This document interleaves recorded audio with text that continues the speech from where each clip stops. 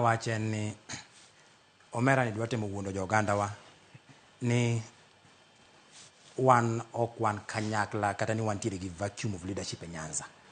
Dangu ni monanyisi omera ni oganda joluo nitiere gi ng'ano motelo negi miluongo ni Migosi Raila Amolo Odinga. Pokwa complain, pokwa ywak, wan gi nyadhi e iye to be waonge gi regret. Mano nyaka ing'e. Adieri en ni ok odwa wacho ni Mount Kenya politics gi problems no wuok kar ka gi kacha chande en nikech gen jok mantiere Kenya Kwanza gisetiyo gi Rigathi Gachagua marach. Owach ni wacha diere niya giluoko Rigathi Gachagua. Koro Rigathi Gachagua osebedo mjanja. Oneno ni jogi kadhi godo yo niendi to gik magikelonwa gin gik miluongo ni punitive policies. Koro Rigathi Gachagua neno ni joge gi inyore. Emomiyo nowacho ni ka koro jogi osechako nyisa chayagi ni neno kano ywak Eldoret, umboro ywak Eldoret.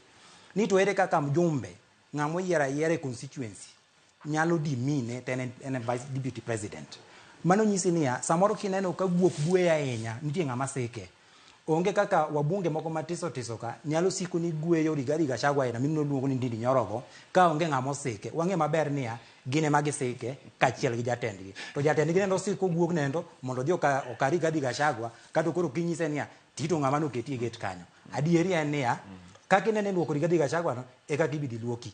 Ka deputy president Rigathi Gachagua ng'ama no kelo almost 40% of votes e Kenya Kwanza basket ema gigweyo ka guok kamach iti di timi nade tidi ng'eni Nyanza to nubiro gi kura 10 kende. Ojuka